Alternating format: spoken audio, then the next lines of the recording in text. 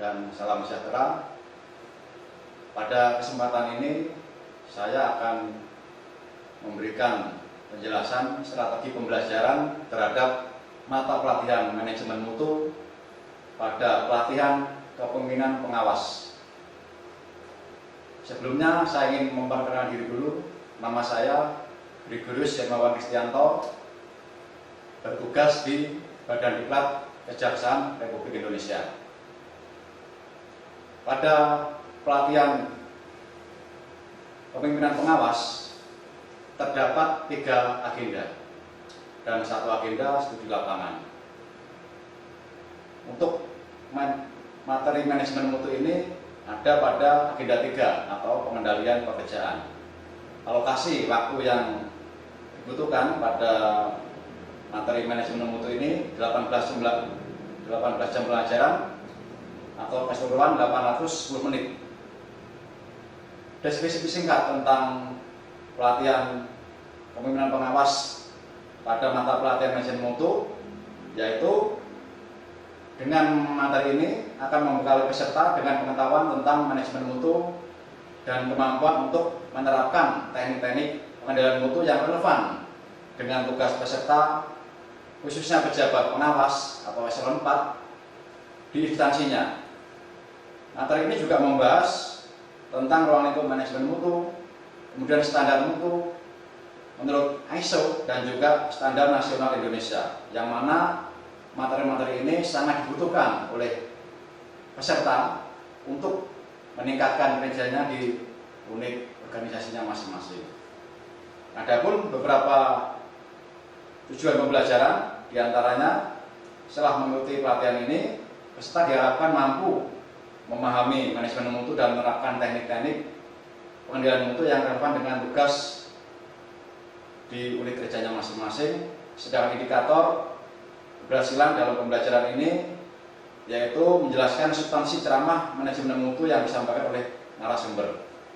Jadi dengan alokasi waktu 18 jam pembelajaran ini, 3 JP itu adalah ceramah manajemen mutu. Untuk ceramah ini nanti ada pakar tersendiri yang menguasai tentang manajemen mutu, proses manajemen mutu pusat dan daerah, serta perbandingan manajemen mutu di beberapa negara.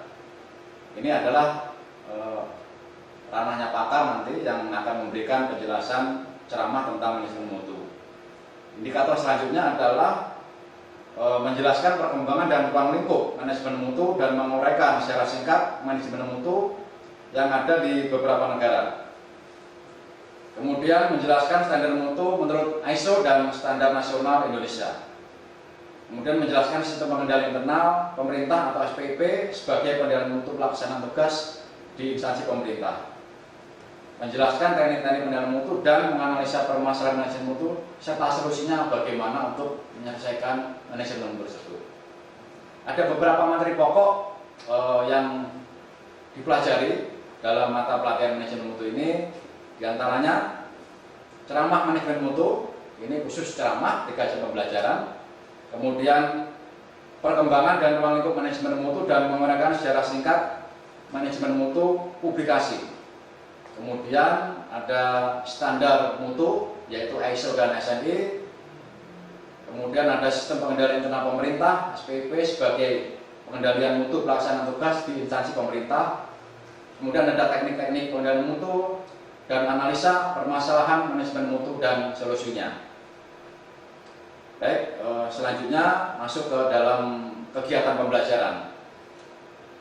Jadi kegiatan pembelajaran ini total alokasi itu 15 jam pembelajaran, karena yang 3 jam tadi sudah digunakan untuk ceramah. Yang pertama adalah pendahuluan.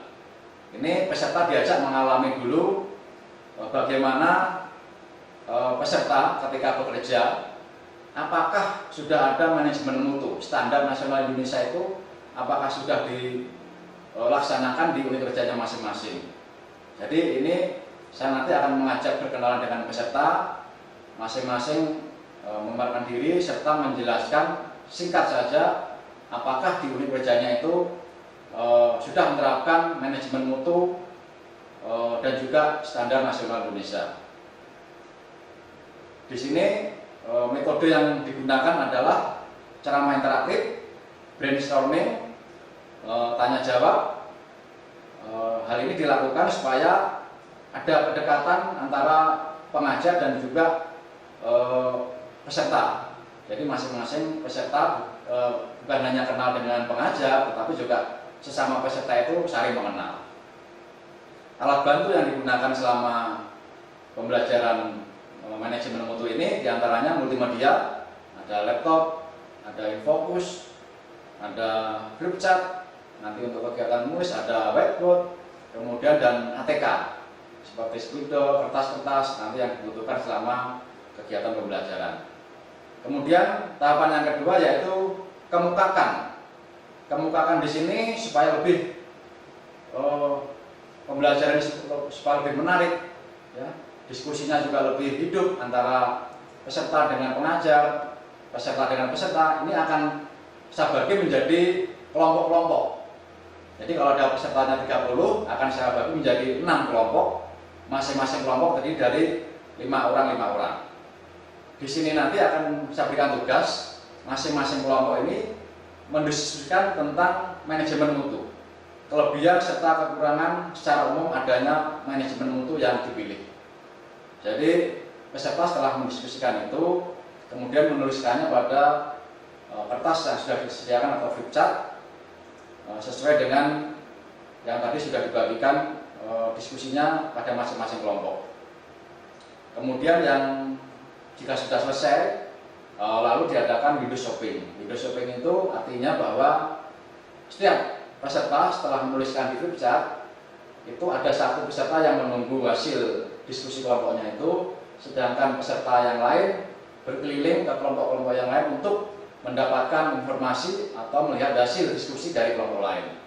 Sedangkan yang menunggu tadi siap di situ, nanti ada peserta yang bertanya kepada kelompoknya ini akan menjelaskan apa hasil dari diskusi kelompoknya itu.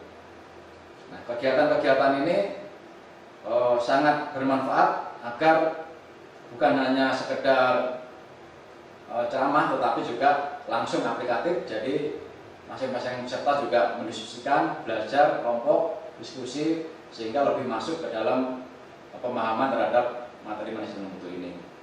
Kemudian berikutnya adalah olah di sini akan saya sampaikan materi-materi pokok dan sub materi pokok. Ini ada 4 tadi materi pokok, yang mana materi pokok ini akan saya berikan melalui strategi pembelajaran ceramah interaktif dengan pembelajaran andragogi, yaitu pembelajaran orang dewasa.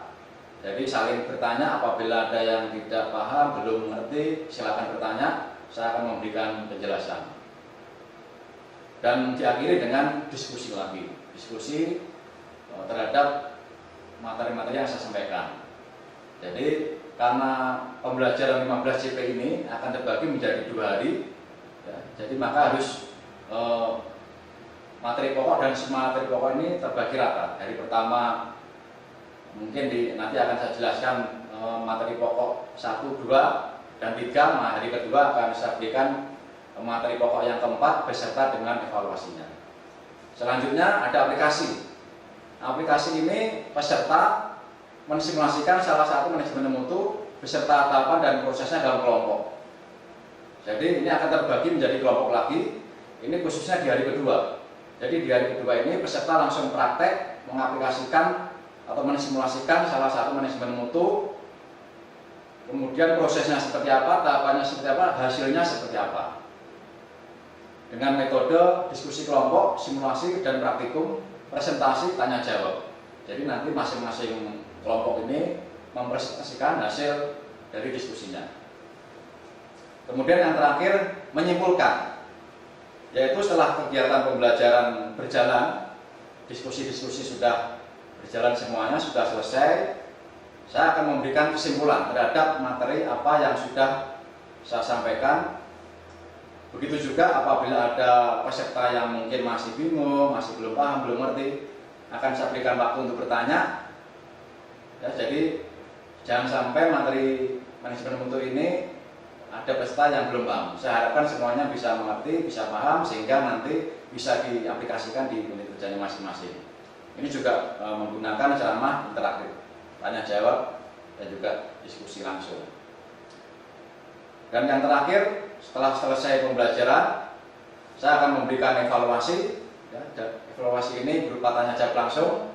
Apakah masing-masing peserta sudah mengerti? Akan saya mandor nanti bertanya, mulai dari refresh lagi yang materi 1, 2, 3, dan 4. Apakah peserta ada yang masih bingung?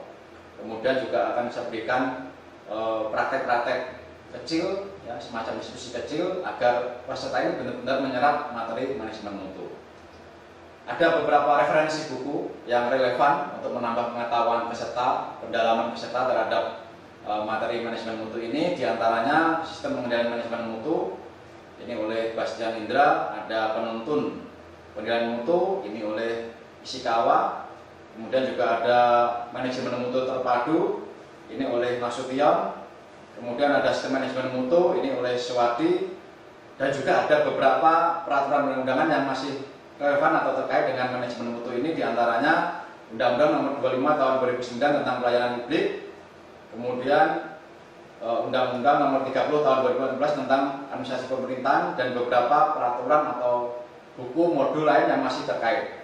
Jadi peserta boleh, ya, nanti juga browsing di internet untuk menambah pengetahuan tentang manajemen mutu. Saya kira demikian yang dapat saya sampaikan untuk strategi pembelajaran manajemen mutu ini. Kurang lebihnya mohon maaf. Saya akhiri, wassalamualaikum warahmatullahi wabarakatuh. Selamat siang.